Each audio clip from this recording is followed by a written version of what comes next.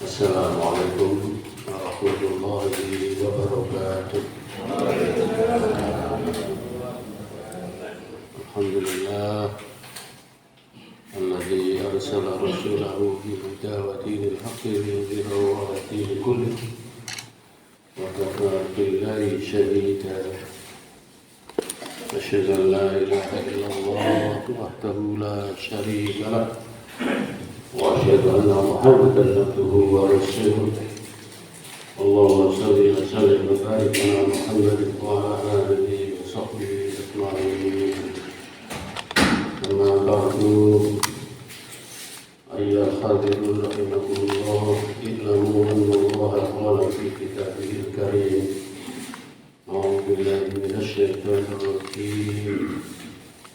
Ya ayyuhalladzina amanu la tulhikum amwalukum wa auladukum an dzikrillah faman yaf'al dzalika fa ulaika humul khasirun.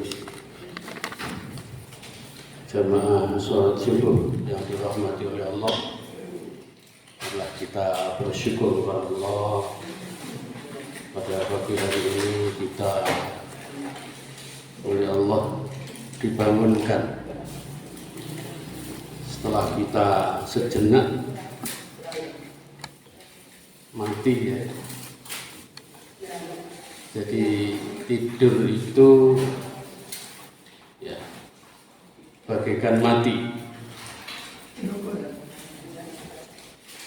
Yaitu setelah kita tidur kita berdoa, alhamdulillahilladzi ahyana ba'da ma amatana wa ilaihin nusyur. Segala puji bagi Allah yang telah menghidupkan kami setelah mematikan kami. Ahyana ba'da ma amatana. Jadi tidur itu ya mati sebentar gitu ya. Dibangunkan oleh Allah. Ini memberikan pelajaran kepada kita para jamaah bahwa kita itu akan mengalami kematian yang hakiki, kematian yang benar-benar. Itu para jamaah, marilah kita senantiasa siap, ya, karena mati itu tidak pakai ada berita, kita tidak pakai diberi tahu terlebih dahulu. Jangankan kita, Nabi kita Muhammad Sallallahu Alaihi Wasallam itu saja juga nggak tahu. Ya, wafatnya itu kapan nggak tahu. Untuk itu maka kita seyogyanya mari kita senantiasa siap. Dengan cara apa? Kita ibadah yang tekun. Ya, kita seperti sholat subuh seperti ini berjamaah, masya Allah. Tidak sembarang orang bisa kayak begini. Ya. Apalagi hari Ahad begini, kadang-kadang orang bangun tapi nggak ke masjid, tapi mana? Lari pagi, ya. Kita alhamdulillah ke masjid, masya Allah. Ya, itu mari kita pelihara, kita rawat iman kita ini, ya, supaya nggak lepas. Supaya nggak lepas dari genggaman kita. Mari kita rawat iman kita rawat Islam kita ini sampai titik darah penghabisan. Nah itu. Ya. Kalau panjenengan baca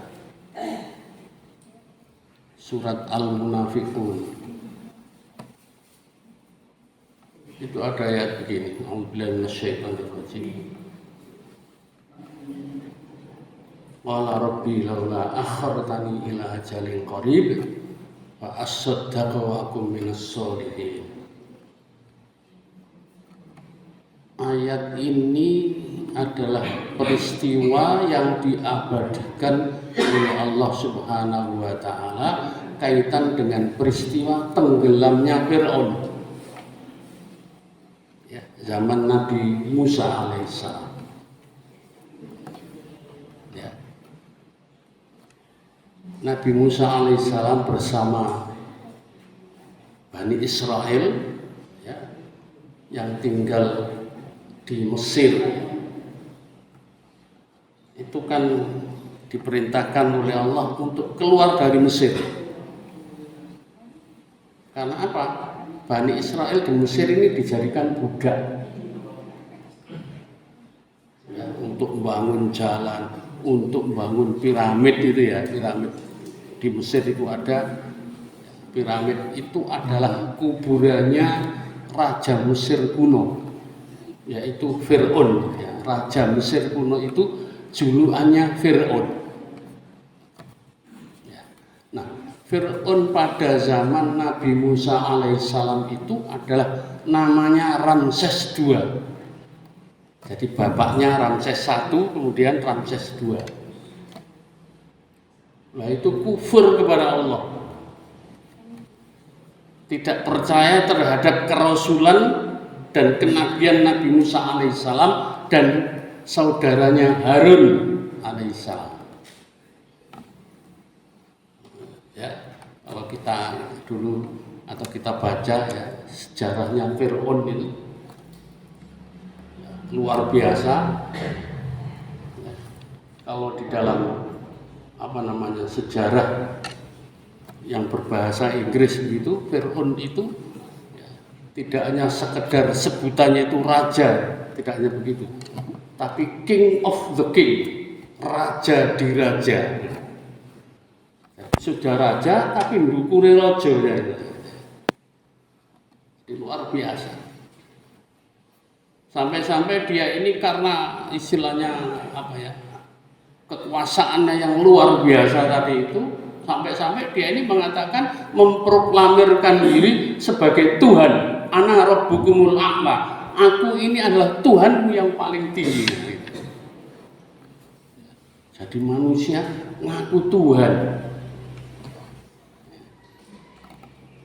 Akhirnya ringkas cerita para jamaah rahimahullah, ketika Nabi Musa alaihissalam bersama Bani Israel keluar dari Israel, pada waktu itu jumlahnya adalah 700.000 Bani Israel yang diajak oleh Nabi Musa untuk keluar.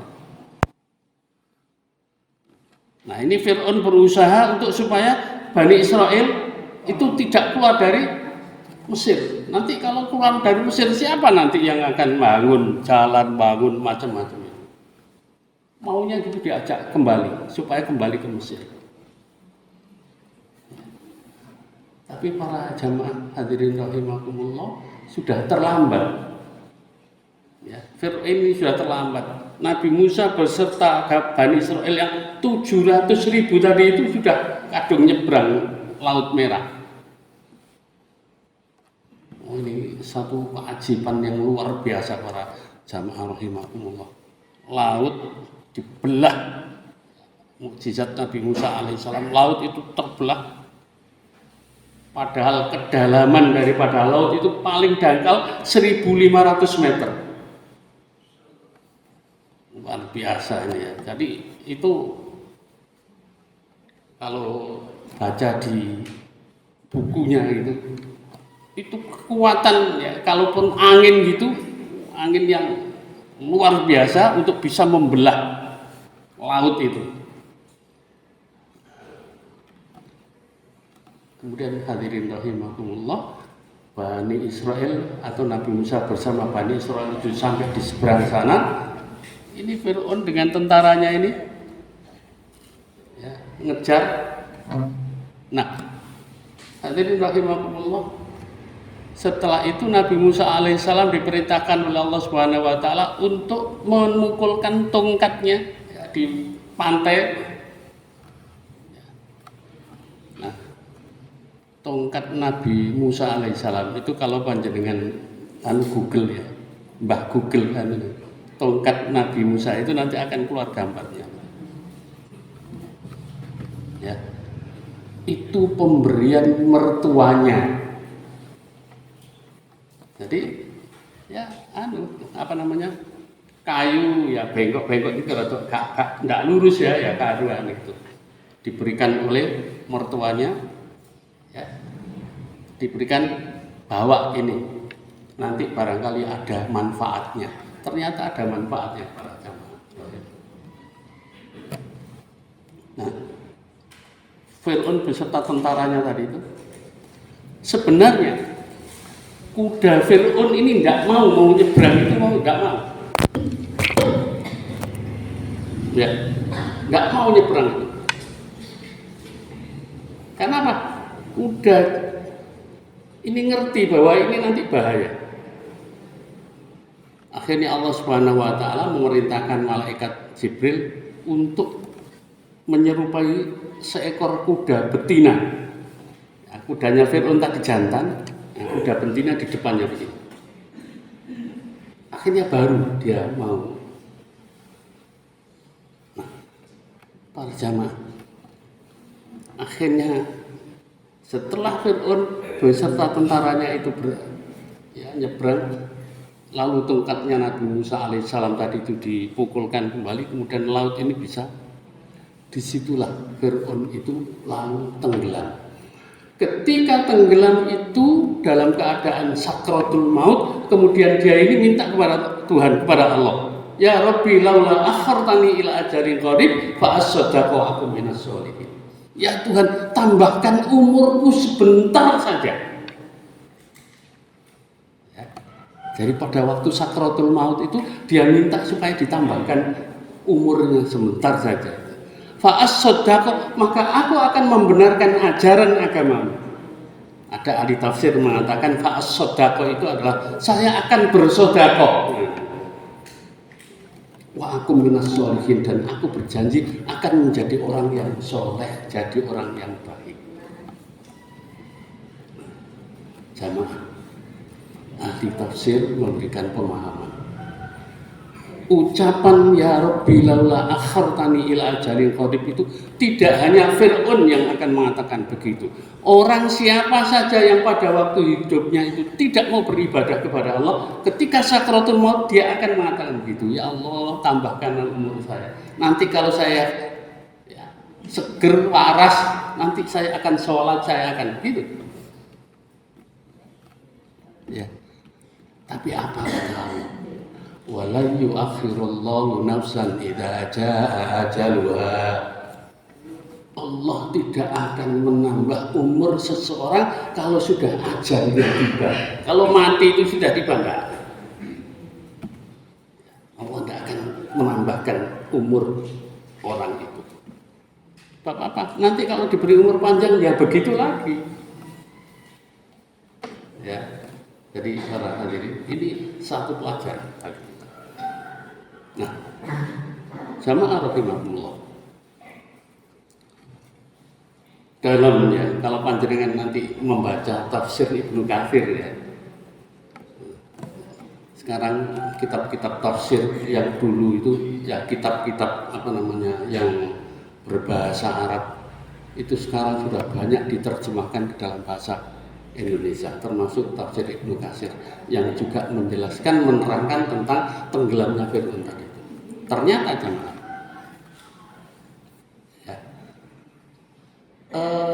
ketika Nabi Musa nanti setelah sudah nyebrang sana, sudah selamat, ya, dengan berbagai macam permintaan Bani Israel ya. Jadi Bani Israel itu adalah kaum yang rewel ya itu ya. Dan itu sampai sekarang nakal, rewel, permintaannya macam-macam kepada Nabi Musa alaihissalam. Ya, saya pernah ke Yordan, itu di situ ada lapangan luas yang itu adalah dulu bekasnya tempat Nabi Musa bersama kaum Bani Israel. Di situ ada yang namanya Uyun Musa, yaitu mata air ketika zaman Nabi Musa itu, ya, itu ada 12 sumber air itu ya. Di antaranya adalah permintaan Bani Israel kepada Nabi Musa, minta air, minta. Akhirnya ada 12 sumber itu. Karena pada waktu itu Bani Israel itu terdiri dari 12 kaum. Ya. Hadirin rahimakumullah.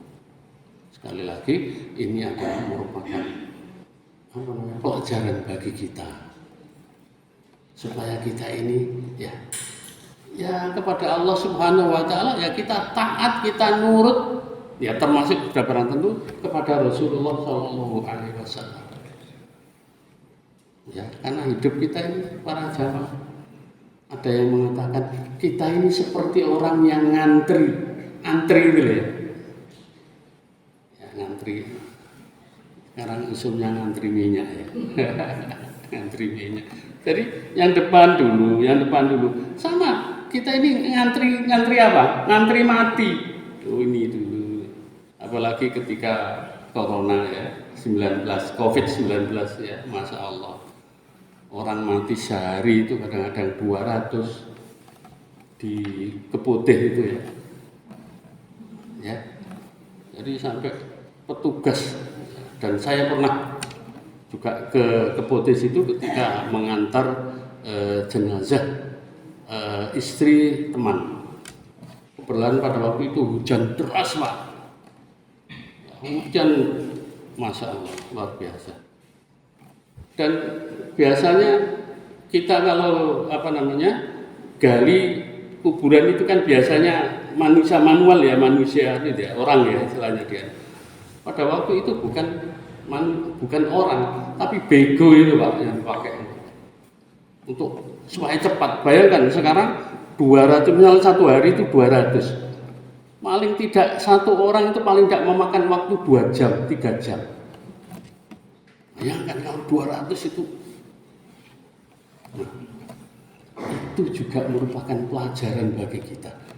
Supaya kita itu hadirin rahimakumullah juga sing sering eling mati. Kadang-kadang orang itu nggak eling mati belas, sehingga dia sudah tidak mikir ibadah, tidak mikir ya.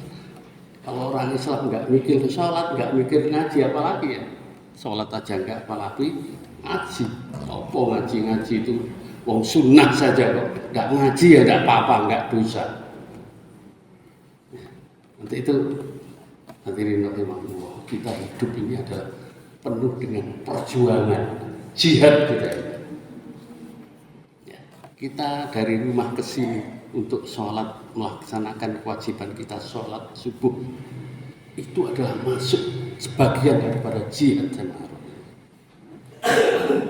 Ya, itu mari kita sekali lagi. Umur yang wallahu alam hanya Allah yang maha tahu, ya, yang maha tahu kapan kita ini akan dipanggil oleh Allah Subhanahu wa taala. Wallahu alam. Tapi kalau kita ini sudah siap, kapanpun kita ini akan bersedia. Tetapi kalau belum siap, Masya Allah, naudzubillah. Kalau belum siap sholatnya masih keteteran, sedekahnya dan lain sebagainya, ibadahnya pokoknya belum gitu ya. Seandainya ini berandai-andai, tapi naudzubillah berandai-andai dalam rangka untuk kita ini mempersiapkan diri supaya kita semangat ibadah. Seandainya saya ini dipanggil oleh Allah, ibadah saya ini masih keteteran, terus gimana ketika di alam barzakh, di alam kubur?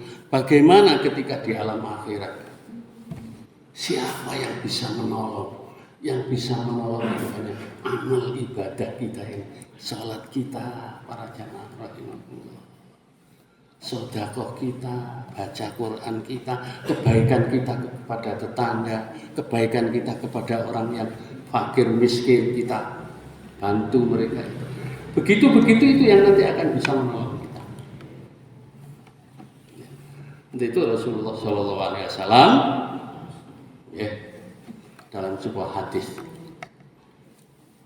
itu Rasulullah mengatakan begini, al-ghuraba'u fid dunya arba'atun.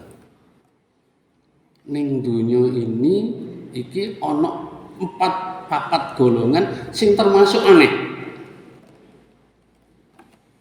Ya. Ana 4 golongan sing termasuk atau sing tergolong aneh. Apa? Yang pertama adalah Qur'anun fi jawfi dzalimin.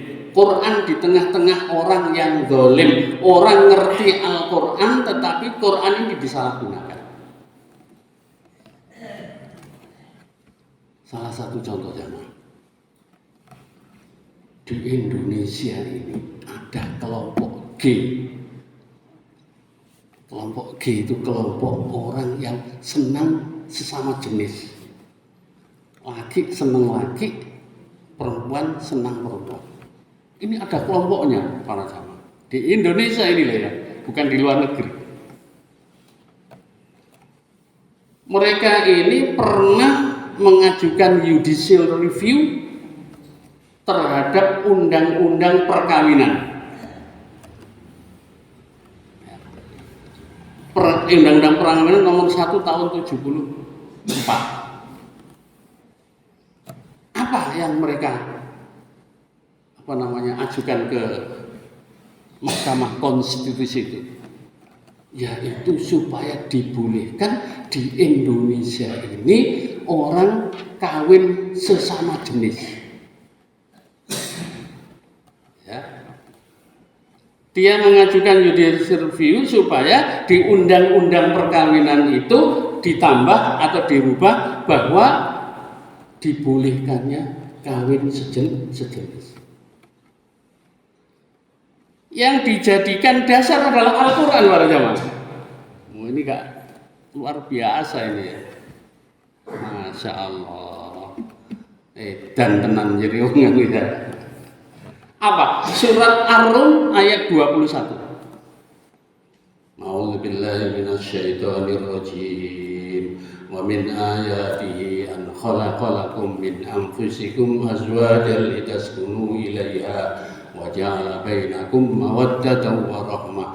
Inna fi dzalika laayatil liqaumin yatafakkarun. Wa min ayatihi an khalaqalakum min anfusikum. Ini yang jadikan sebagian dari tanda kebesaran Allah adalah Allah menjadikan kamu dari jenis kamu. Nah ini yang dijadikan sebagai dasar. Berarti orang itu bisa kawin sejenis, laki dengan laki, perempuan dengan perempuan. Ini yang dijadikan dasar para jamaah. Ini berarti hadirin rahimahullah, ini adalah memutarbalikkan atau menyalahgunakan Al-Quran. Dan contoh-contoh banyak hadirin rahimahullah. Ya, orang yang menyalahgunakan Al-Quran, menyelewengkan Al-Quran untuk kepentingan golongannya, untuk kepentingan dirinya. Nah, itu golongan aneh yang pertama. Quran fi jawfi dzalimin. Yang kedua, ini nanti sampai jam 5:30 saja ya Pak. Biasanya berapa menit? 5:30 ya. Oke. Saya baru pertama kali ini di sini, Pak. Saya eling dengan Pak. Beliau ini sama-sama haji dulu kan, sama haji sama ya Pak Pram ya. Luar biasa. Pantet enom ya Pak ini. Apa jamune kok tetep enom gitu ya. Ya. Ya. Jadi yang kedua yaitu wa masjidun fi nadi qaumin la yusalluna fihi, orang yang masuk aneh itu adalah di tempatnya ada masjid tapi tidak mau datang ke masjid. Orang aneh, orang tidak masjid, orang masjid tidak mau ke masjid. Ya. Jadi jadi apa namanya? Rasulullah Shallallahu Alaihi Wasallam itu sampai memberikan dorongan supaya umat Islam itu senang datang ke masjid, memakmurkan masjid, khususnya sholat berjamaah Beliau bersabda gini, sholatul jama'ati afdalu min sholatil fardhi bisab'in wa isrina darajat. Sholat berjamaah itu lebih utama dibandingkan sholat sendirian dengan nilai 27 derajat, 27 tingkat. Sholat sendirian cuma 1 nilainya. Ketika saya kuliah, ya, itu yang memberikan kuliah dosen saya itu diantaranya Pak Abdurrahim Nur Almarhum, Ketua Pimpinan Wilayah Muhammadiyah pada waktu itu. Itu beliau begini, sholat sendirian itu nilainya 1, terus sholatnya itu ngelamun-ngelamun, akhirnya habis 1 itu kan, gak ono sisain. Tapi ini 27 sak ngelamun-ngelamunin, insya Allah masih ada sisanya. Nah, begitu menganalogikan seperti itu. Jadi sholat berjamaah di masjid, memakmurkan masjid itu luar biasa. Ya, kayak gini apalagi sholat subuh. Panjenengan kalau ada ayat begini di dalam surat Al-Isra ya. A'udzubillahi minasyaitonirrajim. Aqimis sholata liduluki syamsi ila ghasaqil lail wa qur'anal fajri inna qur'anal fajri kana masyhuda. Wa qur'anal fajri itu ada 2 ya, ahli tafsir ada 2 makna. Wa qur'anal fajri itu diartikan sholat subuh. Nanti itu di Mekah sana, di Arab sana nggak kenal nama subuh, nggak kenal, tapi sholat fajar di sholat subuh. Yang kedua, wa Qur'anal fajri itu diartikan baca Quran pada waktu subuh. Ya. Wa Qur'anal fajri inna Qur'anal fajri kana masyhuda. Bahwa sholat subuh itu disaksikan oleh malaikat malam dan malaikat siang. Ya, jadi luar biasa sholat subuh. Para jamaah itu ya mari. Memang tapi berat ya. Tapi kalau sudah biasa saya kira enggak berat ya. Yang belum biasa memang berat sekali gitu Waktu aku begini ini kan enak-enaknya tidur ya, hawanya dingin. Tapi bagi orang yang mempunyai iman yang kuat, nggak ada keberatan. Jangankan subuh ya bangun, sebelum subuh bangun siap. Ya. Makanya Rasulullah, kalau panjenengan pernah baca rahasia Rasulullah senantiasa sehat. Rasulullah itu nggak pernah sakit. Sakit ya paling flu gitu aja, tapi sakit yang tidak pernah. Ya. Apa rahasianya? Yaitu rahasianya Rasulullah SAW itu bangun sebelum subuh untuk sholat tahajud. Ya, sholat tahajud. Jamaah, ini waktunya tinggal 3 menit. Jadi wa masjidun fi nadi qaumin la yusalluna fihi.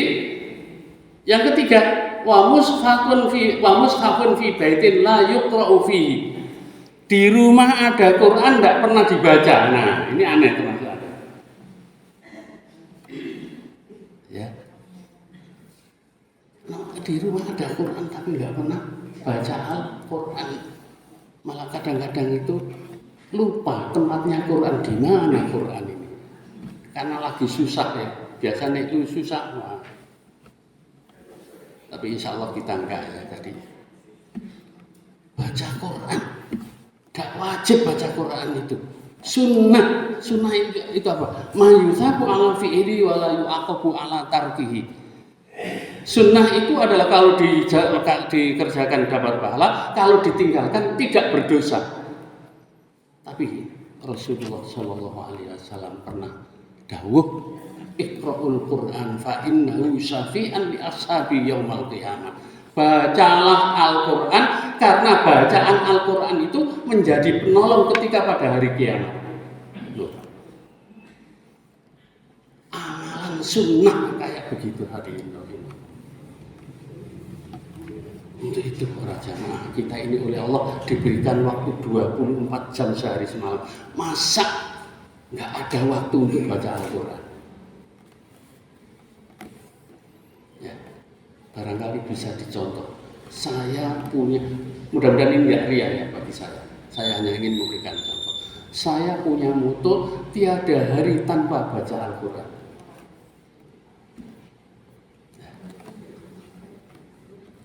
Dan saya berjanji kepada diri saya sendiri, saya tidak akan baca apa-apa sebelum saya baca Al-Quran. Ya. Kadang-kadang orang itu kan begitu bangun tidur, apa yang di HP-nya dibuka. Saya tidak mau begitu, Pak. Sebelum saya baca Al-Quran, saya tidak akan baca apa-apa. Nah, para jamaah, ya, tinggal 1 menit. Ya. Yang terakhir, warajulun sholihun ma'a qaumi su'in, yang termasuk orang yang aneh itu adalah orang yang soleh tapi kumpul dengan orang yang tidak baik. Terutama anak-anak muda ya. Bapak dan Ibu, kita terhadap anak-anak kita dan cucu kita, mari kita awasi mereka itu jangan sampai kumpul dengan orang yang tidak baik. Sebab tidak baik itu nulari. Ya, nulari. Ya, sama dengan orang ya, ada anuan begini, filosofi begini. Kalau kamu kumpul dengan orang jual minyak, kamu akan wangi, ikut wangi. Tapi kalau kamu kumpul dengan orang yang jual ikan asin, kamu nanti akan baunya ikan asin. Nah, begitu ya. Orang baik kemudian kumpul dengan orang tidak baik, nanti akan ketularan. Nanti itu hadirin rahimahumullah. Hal-hal yang semacam itu barangkali ya, kita semuanya harus harus berhati-hati lah gitu ya. Dan kehati-hatian kita untuk melaksanakan ibadah tadi itu ya, sholat berjamaah, kemudian baca Al-Quran, dan juga ya, kumpul dengan orang yang baik, atau jangan sampai kita ini kumpul dengan orang yang tidak baik. Itu adalah merupakan bagian daripada jihad kita untuk berjuang melaksanakan perintah Allah dan Rasulullah SAW dan menjauhi yang dilarang oleh Allah dan yang dilarang oleh Rasulullah SAW. Saya kira itu yang bisa saya sampaikan. Mudah-mudahan bermanfaat bagi kita semuanya, termasuk diri saya sendiri, para jamaah, sehingga betul-betul ketika barangkali suatu saat kita ini dipanggil oleh Allah Subhanahu Wa Taala, sangu kita, bekal kita itu sudah, ya, mudah-mudahan bisa lebih, gitu ya, sehingga kita termasuk orang yang husnul khatimah. Allahumma amin. Aku qouli hadza astaghfirullah li wa lakum innahu huwal ghafurur rahim. Billahi taufiq wal hidayah. Assalamualaikum warahmatullahi wabarakatuh.